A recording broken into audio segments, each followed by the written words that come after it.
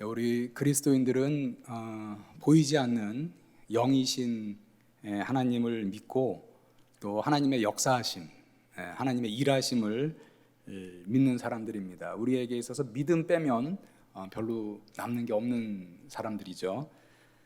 그런데 우리가 이제 믿는 것 중에 또 하나는 하나님의 역사를 믿는데 또 성경에 기록된 대로 역시 영인 또 보이지 않는 그 악한 영도 세상에서 일하고 있다. 이것도 우리가 동시에 믿습니다. 그러니까 이제 사람들은 이제 우리를 보고 좀 놀라워하는 게 아니, 보이지 않는 하나님도 믿고 또 보이지 않는 어떤 마귀, 악한 영도 믿는 것 참 의심이 없느냐, 뭐 믿음이 그렇게 생기느냐, 뭐 그렇게 질문할 수도 있겠는데요. 성경에 보니까 이 악한 영에 대해서 어느 때는 또 악한 영들 이렇게 복수로 나올 때도 있습니다. 오늘 본문 에베소서 6장 12절이 그 예인데요. 우리의 씨름은 혈과 육을 상대하는 것이 아니요 통치자들과 권세들과 이 어둠의 세상 주관자들과 하늘에 있는 악한 영들을 상대함이라 이렇게 말하고 있습니다.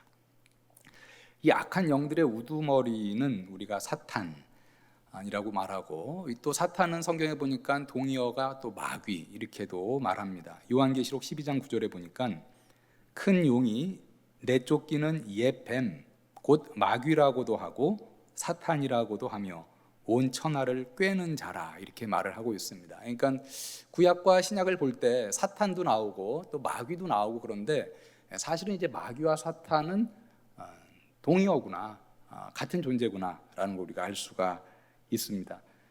그런데 이제 여기 보니까 이 마귀라고도 하고 사탄이라고도 하는 이 존재를 온 천하를 꿰는 자다 이렇게 얘기합니다. 꿰는 자, 이 꿰는의 의미는요 속인다라는 이제 그런 의미입니다.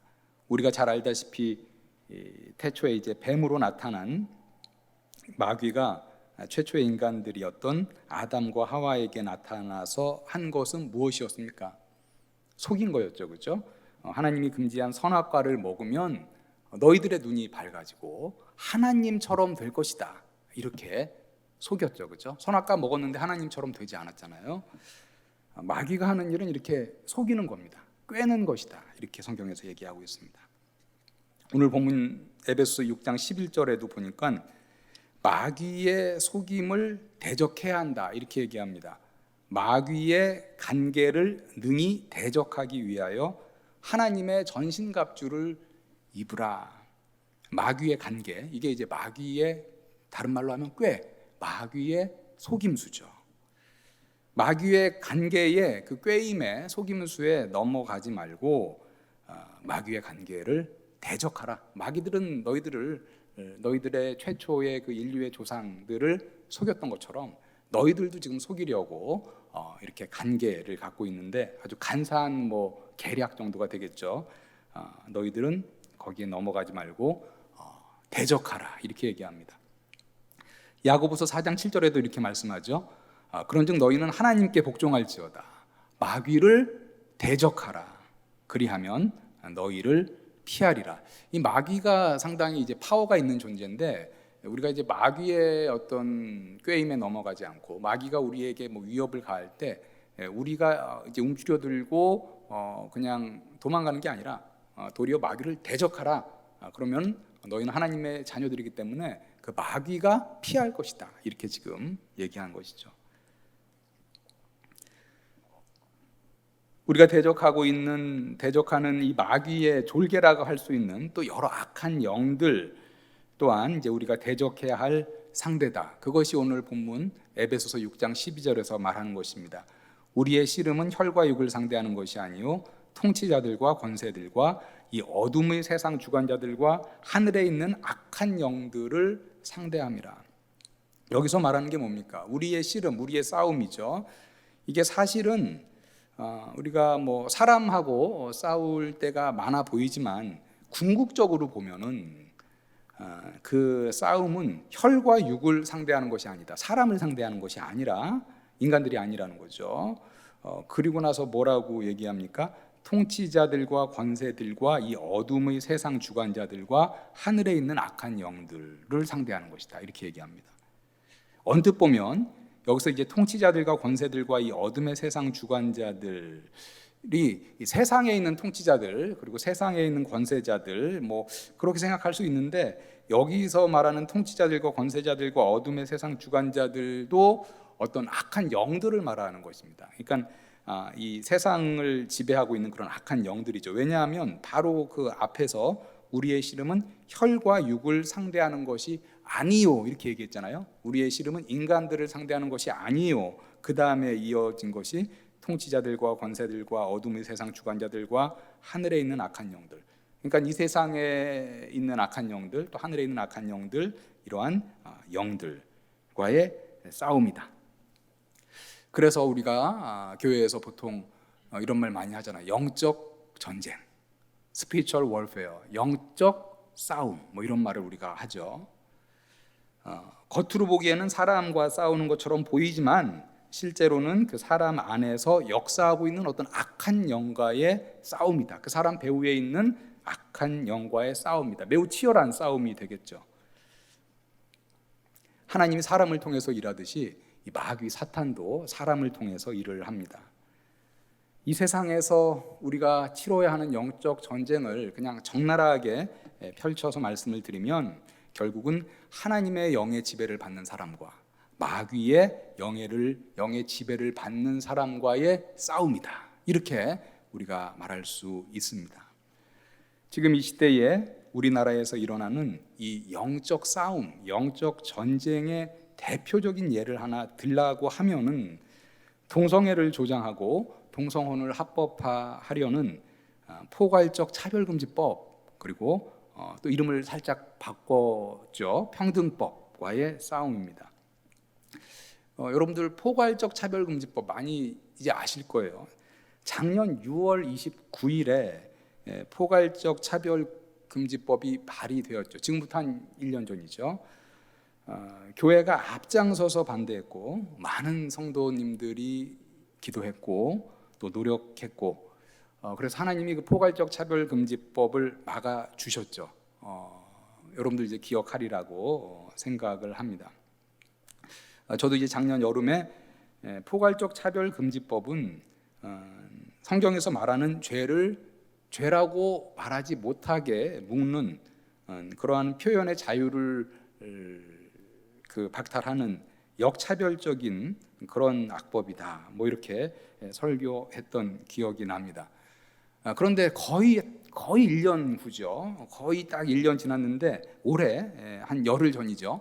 오늘 6월 27일이니까 6월 16일 날 또 24명의 국회의원이 이번에는 이름을 살짝 바꿔서 평등법이라는 이름으로 또 포괄적 차별금지법 작년에 발의했던 것과 아주 흡사한 뭐 대동소이합니다. 뭐 글쎄요 퍼센티지로 얘기하면 6, 7%는 동일하다 이렇게 말할 수 있을 것 같은데 이름만 바꿔서 그 법안을 발의했죠. 많은 분들 이미 들으셨고 아시리라 생각합니다. 조금 전에 본 요한계시록 12장 9절에서는 마귀를 온 천하를 꿰는 자다 이렇게 말을 했습니다. 속이는 자라고 얘기했죠. 마귀는 참 사람들을 속이길 좋아합니다. 그럴듯하게 속이는 거죠. 뭐 이 법안의 이름 한번 보십시오. 포괄적 차별금지. 차별을 금지하는 것도 너무나 좋은 건데 포괄적으로 차별을 금지한다. 이 제목만 들으면 너무나 좋은 이름이잖아요. 그리고 평등. 법안 이름이 평등이에요. 평등법. 이 평등이라는 가치가 얼마나 좋은 가치입니까? 우리 인류 역사에 있어서 뭐 자유와 평등 두 개의 기둥과 같은 거잖아요, 그렇죠? 법안 이름이 평등법, 포괄적 차별금지법. 법안의 이름이 너무 좋기 때문에 이 법을 처음 이런 법이 있습니다라고 생각하면 말을 들으면 사람들은 좋은 법이겠네, 좋은 법을 만들려는구나 이렇게 일단 생각을 하는 거죠. 덮어놓고 좋은 법이라고 생각합니다. 마귀의 아주 전형적인 그 속임수죠. 오늘 본문 에베소 6장 11절의 용어로 말하면 마귀의 간계다, 아주 간사한 계략이다 이렇게 얘기할 수 있겠습니다. 북미와 유럽에서는 포괄적 차별금지법으로 교회의 입에 재갈을 물렸죠. 그리고 그 사회를 더욱 타락시켰습니다. 마귀가 아주 그 포괄적 차별금지법을 통해서 서구 사회에서 재미를 톡톡히 봤죠. 그래서 교회가 많이 짧은 시간에 성장한 우리 한국 사회에도 어쩌면 뭐 이렇게도 얘기할 수 있겠어요. 같은 전법을 지금 구사하고 있는 중이다, 이렇게 얘기할 수 있겠습니다. 우리 그리스도인들이 이 마귀의 관계를 분별하고 대적하지 않고 마귀의 꾀에 넘어가면 그 서구 사회를 우리가 이미 그 사람들은 포괄적 차별금지법을 통과시켰고 받아들인 그런 서구 사회를 보니까 우리가 만약에 여기서 이 마귀의 관계에 넘어가면 이 사회는 급속도로 타락하는 사회가 될 것이고요. 그리고 교회는 성경대로 말씀을 선포할 때 매우 극심한 핍박을 받게 될 것이고, 우리 그리스도인 성도 자신들도 신앙의 양심에 따라 살아가기에 매우 어려운 상황을 맞이하게 될 것입니다. 왜냐하면 서구 사회를 보니까 지금 그렇거든요. 평등법이 어떤 법인지 조금 말씀을 드리도록 하겠습니다. 기본적으로 작년에 우리가 다루었던 포괄적 차별금지법과 내용상 큰 차이가 없는 법이다, 이렇게 제가 말씀을 드렸고요.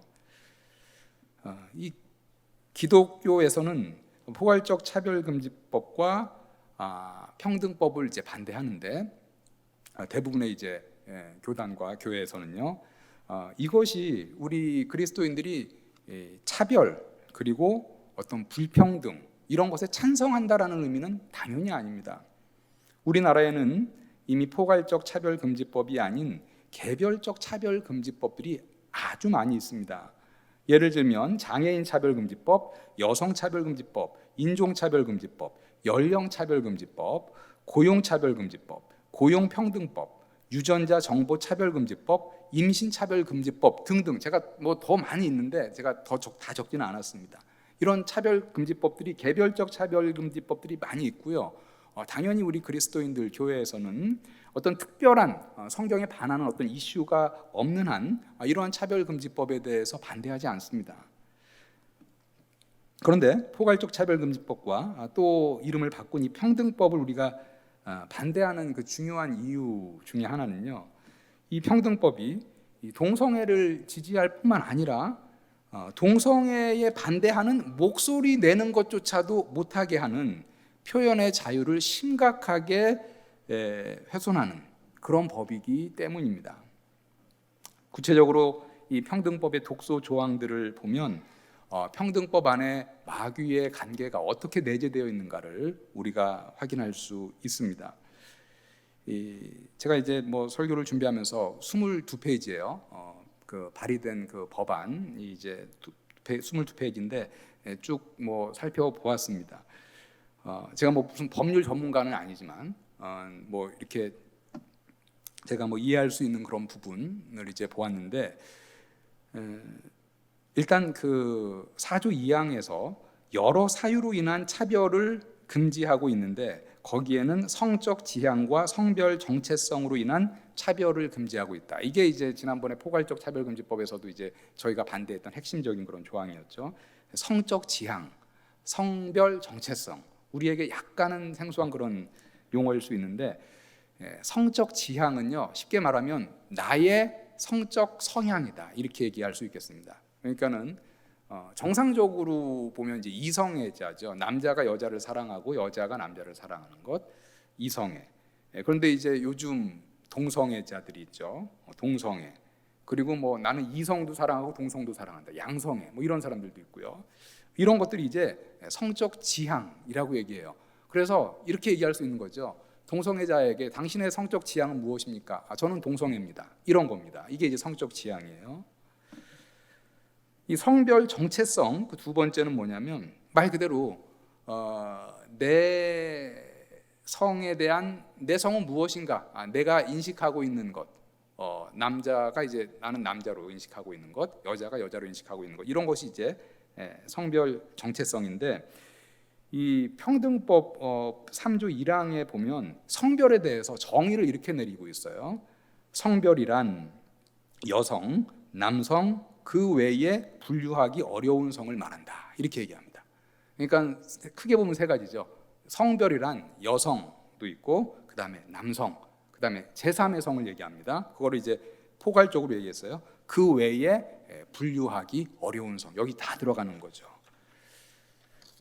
이 제3의 성, 예를 들면 트랜스젠더를 얘기하는 거죠. 트랜스젠더는 생물학적으로는 남자예요. 그런데 이 사람이 나는 생물학적으로는 남자인데 나는 여자야. 나는 내가 보기에 나는 내 성의 정체성은 여자야. 이걸 이제 요즘에 이제 젠더 뭐 이런 말로 이제 표현을 하잖아요. 그래서 생물학적으로는 남자인데 나는 내 성별 정체성은 여자야. 이렇게 얘기하는 사람들이 있다는 거예요. 반대로 생물학적으로는 여자인데 내 젠더, 내 성별 정체성은 남자야. 이렇게 얘기하는 사람들 있고요. 이 사람들 우리가 이제 트랜스젠더 이렇게 얘기하죠. 근데 이 트랜스젠더 사람들 가운데 또 많은 사람들은 성전환 수술을 받는 사람들도 있습니다. 아예 자신의 생물학적인 어떤 그런 모습 자체를 이제 전환하는 거죠. 성경에는 물론 인간의 성에 대해서 제3의 성을 얘기하고 있지 않죠. 하나님이 남자와 여자로 창조하셨다 분명히 얘기하고 있습니다. 하나님이 성경에 보니까 남자와 여자와 그 외에 분류하기 어려운 여러 성들로 창조하였다 이런 말씀 전혀 없죠. 그런데 일단 평등법에 보면 성별을 이렇게 세 가지로 나누어서 지금 말을 하고 있습니다. 그런데 아까 말했던 그 평등법 그 4조에 보면 결국 이제 평등법이라는 게 차별금지법이라는 게 차별을 금지하는 거잖아요. 그런데 성적 지향이나 성별 정체성에 관련해서 차별하지 말라라는 건데 그 차별의 예로 이제 괴롭힘을 말합니다. 그러니까는 여러 어떤 이유에 있어서 괴롭히면 차별이다라는 거죠. 그런데 그 괴롭힘을 또 어떻게 정의하고 있냐면 이 법안에 보면 괴롭힘이라는 것은 뭐냐? 신체적, 정신적 고통을 주는 게 괴롭힘이다. 이렇게 얘기하고 있어요. 그리고 뭐 쭉 몇 가지 예를 들고 있는데 신체적, 정신적 괴롭힘, 고통을 주는 것 예를 들면 어떤 부정적인 관념을 표시해서 괴롭힘을 주는 것 뭐 이런 것도 포함이 되어 있습니다. 제가 예를 하나 들어볼게요.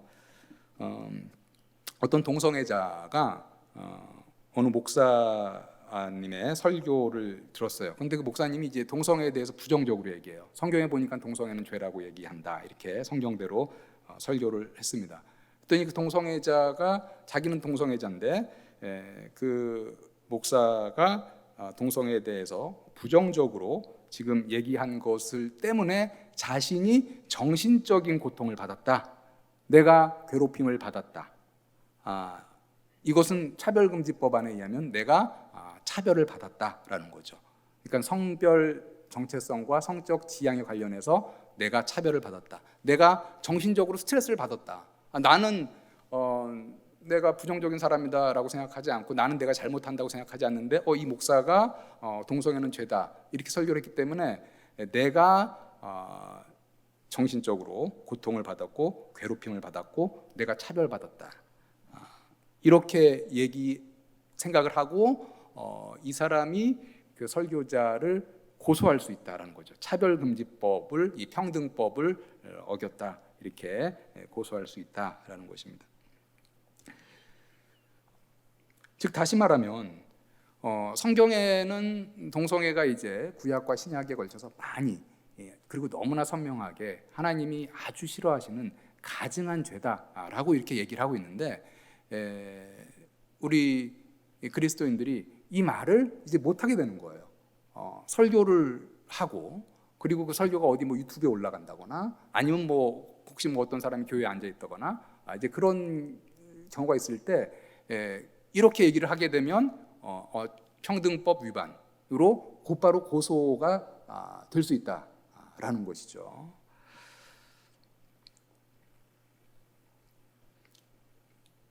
지극히 역차별적인 그런 법이죠.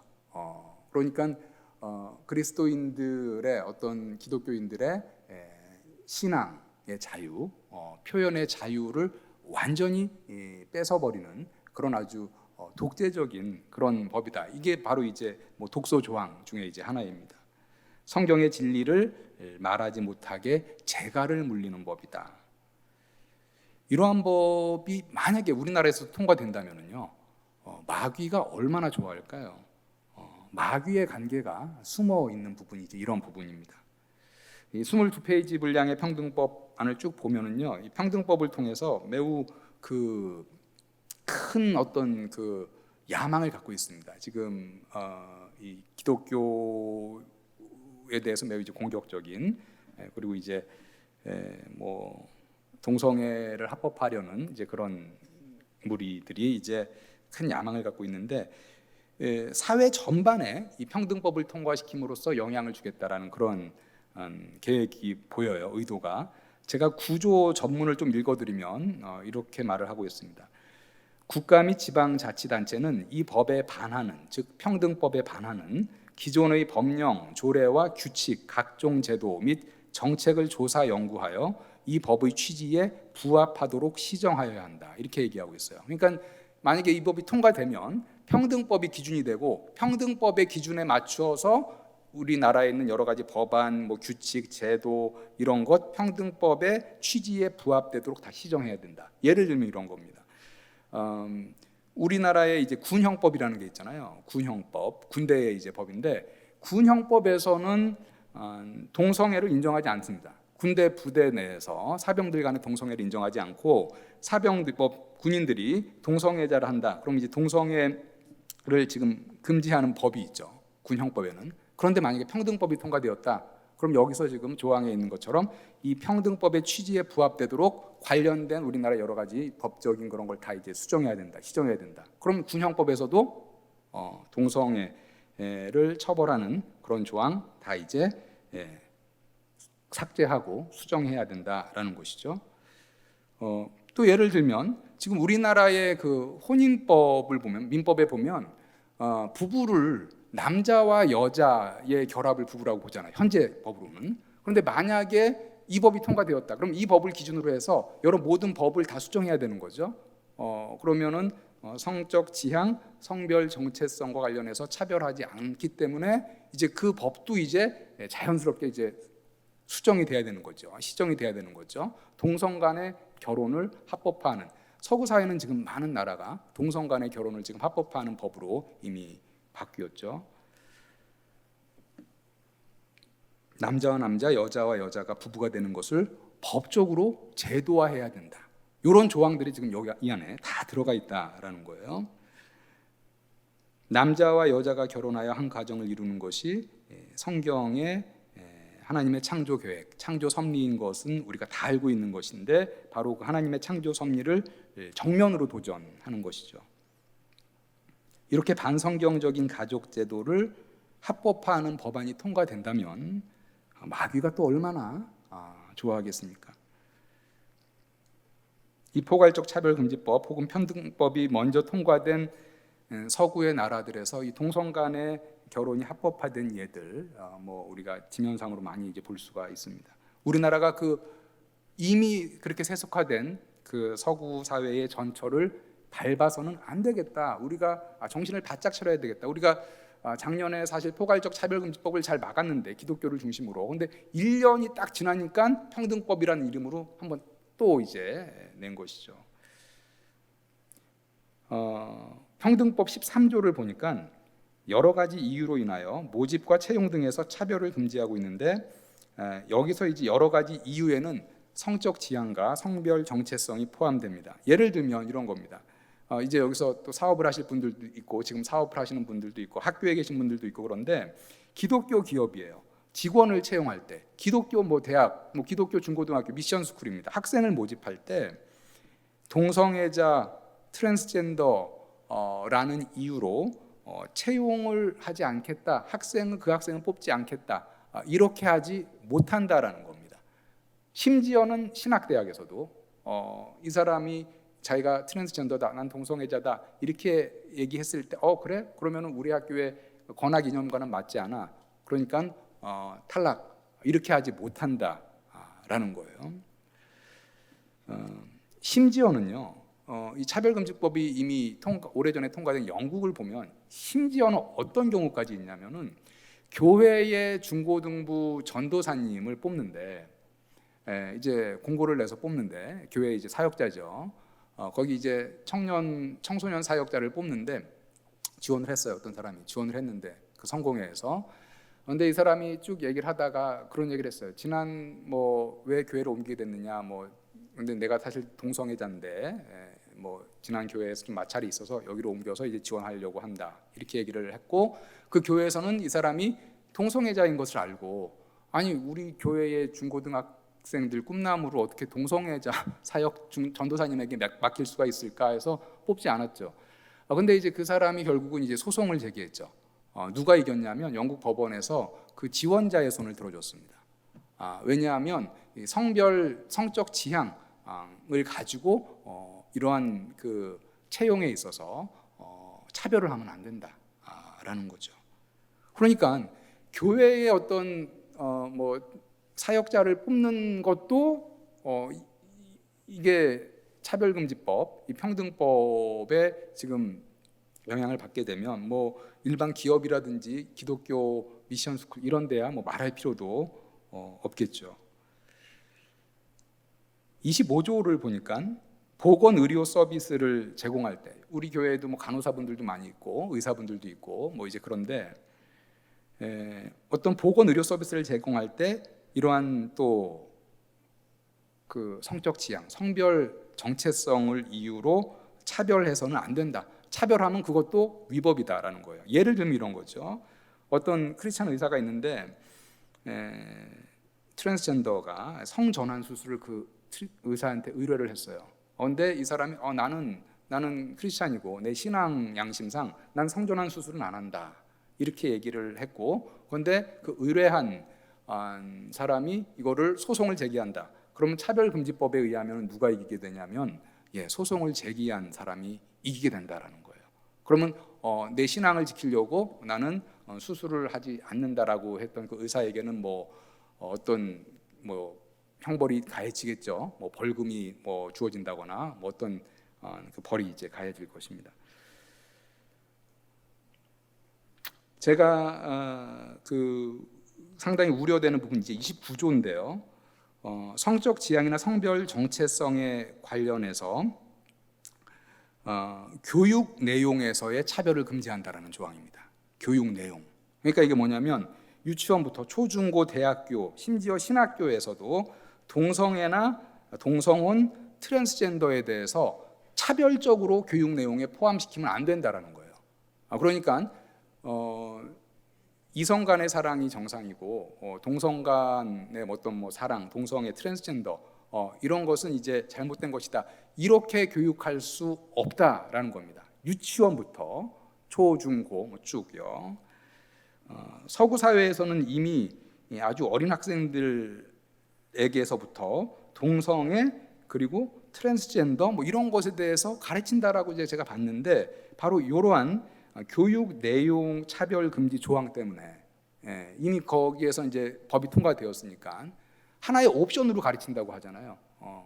사랑하는 것은 이성애도 있고 동성애도 있고, 네가 사실은 남자로 태어났지만 한번 너 자신에게 정말 물어봐라. 너는 남자인지 여자인지, 이런 트랜스젠더에 대해서 거기서 하나의 옵션처럼 지금 이제 가르치고 있다라는 거죠.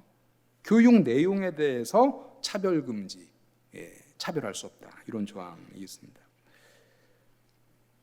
교육 내용의 자유를 심각하게 훼손하는 정말 독재적인 그런 법이죠. 제 자녀들이 이런 유치원, 뭐 초중 고등학교를 다닌다 생각한다면 우리 다 마찬가지인데 정말로 우리 기독교인이라면 정말 끔찍한 일이 아닐 수가 없습니다. 뭐 이외에도 그러니까 이게요, 어떤 뭐 목사의 설교 이것만 관련된 게 아닙니다. 우리 사회 전반에 걸쳐서 다 지금 우리 기독교 세계관을 무너뜨리려는 사실 이제 그러한 지금 법이다라는 거죠. 이렇게 끔찍한 법을 통해서 이 사회를 무너뜨리려는 마귀의 간계가 이 안에 지금 들어 있고요. 그리고 이 평등법을 이제 안을 보니까 매우 정교합니다. 그리고 이 법들이 실제적으로 통과되면 정말 아주 잘 작동하게 하려고 여러 가지 장치를 또 마련해 놨어요. 33조를 보니까 차별을 받았다고 생각하는 당사자가 고소할 수도 있고요. 당사자뿐만 아니라 그 옆에서 그걸 봤어요. 제3자가 고발할 수도 있습니다. 그리고 차별을 당했다라고 호소하는 피해자를 위해서 그 사람이 이제 경제적으로 좀 어려우면 나라에서 그 피해자를 위해서 소송 지원 변호인단을 운영할 수 있다. 이 조항까지 있어요. 그러니까 예를 들면 아까 얘기했듯이 어떤 목사의 설교를 들었는데 동성애자가 나 기분 나빠, 나 정신적인 스트레스를 받았어. 근데 내가 변호사를 쓸 돈이 없어. 그러면은 국민의 세금으로 이제 거두어들인 그 세금으로 나라에서 그 차별을 당했다라고 하는 사람을 위해서 소송 지원 변호인단까지 꾸려준다라는 거죠. 무료 지원을 해주겠다라는 겁니다. 그리고 이제 법적으로 가게 되면 이제 소송을 당했어요. 어떤 사람이 어떤 성별 정체성이나 성적 지향으로 소송을 당했는데 그 사람이 승소를 하려면은 피해자가 말하는 것, 그 피해자가 말하는 피해를 입증할 수 없다라는 것을 보여줘야만이 이제 이길 수 있다. 이런 조항이 있습니다. 그러니까 이게 뭐냐면 예를 들면 어느 사람이 내가 이 목사의 설교를 듣고 내가 큰 정신적인 스트레스를 받았고 그래서 내가 괴롭힘을 당했다. 그런데 이제 이게 법에 가서 이기려면은 그 설교자가 이 사람은 정신적인 스트레스를 받지 않았습니다. 이 사람은 괴롭힘을 받지 않았습니다. 라는 것을 입증해야지 이제 승소할 수 있다. 사실 이거 매우 이제 법적으로 어려운 거잖아요. 상대방의 그러한 어떤 감정이라든지 이런 것이 틀렸다라는 것을 입증을 해야지 이제 이길 수 있다. 이런 조항도 있습니다. 그리고 그 손해배상액을 지정을 했는데 최소 손해배상액을 500만 원으로 명시를 해놨습니다. 최소 손해배상액을. 그러니까 이제 이런 거죠. 제가 똑같은 예로 계속 들겠습니다. 그 사람이 이제 설교자가 얘기한 것을 통해서 내가 이렇게 정신적인 괴롭힘을 받고 차별을 당해서 내가 손해배상을 받아야 되겠다. 그러면 그 사람이 청구할 수 있는 게 최소 500만 원부터 시작합니다. 그러면 근데 이제 만약에 요즘은 사실 이제 그 법원 소송 이런 데서 집단 소송 이런 게 좀 유행하잖아요. 사람 끌어모아서 이제 변호사들이 또 집단으로 소송하고 어느 목사님이 이제 교회에 설교가 유튜브에 올라갔어요. 유튜브에 올라갔는데 어떤 성적 지향, 성별 정체성에 대해서 부정적으로 얘기하는 게 올라갔어요. 그런데 어떤 사람이 내 상처를 받았어, 동성애자가. 그런데 자기뿐만 아니라 이걸 모으는 거예요. 집단 소송을 하기 위해서. 그래서 이 영상을 보고 상처를 받은 사람들 쭉 모아요. 아니 100명을 모았다. 그러면 법원에서 만약에 그것이 이제 받아들여지면 최소 100명이니까 500 곱하기 100이죠. 5억입니다. 예. 손해배상액이 최소 500만 원이고 예를 들면 그러니까 아예 너희 기독교에서 말하는 그런 진리 성경에 나오는 것은 아예 입 밖으로 낼 생각을 하지 말라라는 거죠. 이렇게까지 매우 구체적으로까지 다 그 22페이지 안에 포함이 되어 있습니다. 표현의 자유, 진리의 선포를 정말 완전히 이제 막아버리려는 이 평등법은 절대로 제정되어서는 안 되는 이제 그러한 법이겠습니다. 지금까지 우리가 살펴본 바와 같이 평등법은요, 평등을 위한 법은 아닙니다. 아까도 말했듯이 많은 개별적 차별금지법이 우리나라에 이제 많이 있고요, 평등법이 있고요. 여기서 이제 매우 이제 핵심되는 것은 바로 그거죠. 성적 지향, 성별 정체성에 관련해서 교회의 입에 재갈을 물리고 우리 그리스도인의 양심, 사상의 표현을 제한하고 그리고 이 사회를 더 문란하고 세속화시키고 그리고 하나님의 섭리를 정면으로 거스리는 그러한 악법 중에 악법이다라는 거예요. 그런데 너무도 아이러니컬하게 이 법안의 이름은 평등법이다. 너무나 좋은 이름으로 위장이 되어 있는 거죠. 사람들이 이 악한 법안을 만들었지만 그 뒤에는 마귀의 관계가 있는 것이죠. 그러므로 이 싸움은 영적인 싸움이다, 영적 전쟁이다 이렇게 우리가 말할 수 있습니다. 우리가 작년에는 잘 막아냈고요. 올해도 잘 막아내야 되겠어요. 이제 막 발의된 평등법이 국회에서 통과되지 못하도록 우리 영적 전쟁이라고 제가 말씀드렸잖아요. 그러니까 우리가 영적인 싸움에 있어서 가장 중요한 무기는 뭡니까? 기도죠. 여러분들 열심히 통과되지 못하도록 기도해 주시고, 그 다음에 우리가 또 할 수 있는 것은 주위의 사람들에게, 내 가족부터라도요, 평등법에 대해서 잘 모르잖아요. 모르는 사람들이 관심도 없고, 평등법 뭐 이거 사실 누가 관심이 얼만큼 있겠어요? 이름만 들으면 너무 좋은 법 같이 들리지만 평등법의 실체에 대해서 내 가족부터, 내 친구부터 모르는 사람에게 정말 이것이 뭐 꼭 기독교인들뿐만 아니라 정말 악한 법이다. 개인의 어떤 자유의 어떤 표현, 신앙의 자유를 억압하는 그런 법이다. 너무도 문란한 법이고, 어떤 가족의 어떤 그런 시스템을 다 망가뜨리는, 정말 사회의 질서를 무너뜨리는 그러한 법이고, 그리고 자녀 교육을 다 망가뜨리는 법이다.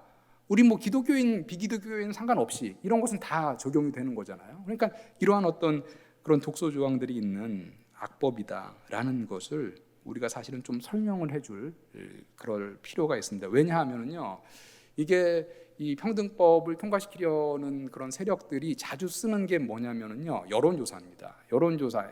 저도 조금 전에 오늘도 오다 보니까 뭐 그 플랜카드가 하나 붙었더라고요. 뭐 플랜카드 붙여봤는데 평등법 이번에 반드시 통과되어야 합니다라고 써 있고, 밑에 국민 뭐 85점 몇 프로가 평등법 지지 이렇게 썼어요. 그런데 뻔합니다. 그거 이제 뭐 이렇게 여론조사 했겠죠. 평등법의 이런 구체적인 걸 다 모르죠. 평등법 이번에 하려고 그러는데 뭐 찬성하십니까 반대하십니까 이렇게 얘기할 때 일반적인 사람들은 평등법 좋은 법이겠지, 평등에 대한 법이겠지라고 다 찬성한다라는 거예요. 그러니까 사실 우리가 이것에 대해서 모르는 사람에게 대해서, 우리 특히 이제 우리 기독교인들이 그 실체에 대해서 잘 또 설명해야 되고 알려야 되는 그런 책임도 있습니다. 그래서 국민들이 평등법에 이런 부정적인 요소들이 많이 있구나라는 것을 인지할 수 있도록 우리가 뭐 또 서명을 해야 되고 반대 의견을 표명해야 되는 상황이 있다면 우리가 또 표명을 해야 되겠죠. 말세지말이죠. 정말 이 마지막 때에 성경에는 이미 얘기해 놓고 있습니다. 공중권세 잡은 자, 이 세상에 있어서 많은 어떤 세상을 이렇게 그 영향을 미치는 그런 파워를 마귀가 이미 갖고 있다. 공중권세 잡은 자, 마귀를 그렇게 얘기하고 있죠. 그 마귀의 역사가 참으로 강하지만 우리가 믿는 것은 하나님의 능력은 훨씬 더 강하기 때문에, 하나님의 능력은 마귀의 관계를 능히 물리칠 수 있음을 우리가 이제 말씀을 통해서 믿기 때문에, 그리고 오늘 말씀에서도 얘기하듯이 우리가 하나님의 전신갑주를 입고 마귀의 관계를 대적해야 하겠습니다. 그럴 때 말씀해 보니까 우리가 마귀를 대적하면, 우리가 그냥 가만히 있고 우리가 이거 위축되고 그게 아니라 마귀를 대적하면 마귀가 피할 것이다. 야고보서 4장 7절에서 그렇게 얘기했죠. 그런즉 너희는 하나님께 복종할지어다. 마귀를 대적하라. 그리하면 너희를 피하리라. 마귀의 세력이 커 보이고 우리가 감당할 수 있을까? 우리가 대적할 수 있을까? 그게 아니라 마귀를 대적하라. 그리하면 너희를 피하리라. 이렇게 약속하고 있습니다. 그래서 우리가 이 세대를 잘 분별해야 되겠습니다. 우리가 성경적인 관점으로 우리가 어떻게 지금 세상이 돌아가고 있고 어떻게 지금 또 변화되고 있고 어떻게 또 마귀가 관계를 부려서 또 이렇게 역사를 하고 있는지 우리가 잘 보고 또 우리가 하나님의 자녀로서 마귀를 대적하고 구체적으로는 지금 평등법 발의가 된 지 한 열흘 됐는데 우리가 영적 전쟁이기 때문에 열심히 기도하고 또 이것이 통과되지 못하도록 하는 것이 우리가 마귀를 대적하는 것이다. 이때에 또 하나님께서 우리에게 주신 또 책임이다. 그렇게 생각을 하시고 마귀를 대적하고 평등법을 막는데 우리가 다 같이 힘써야 되겠습니다.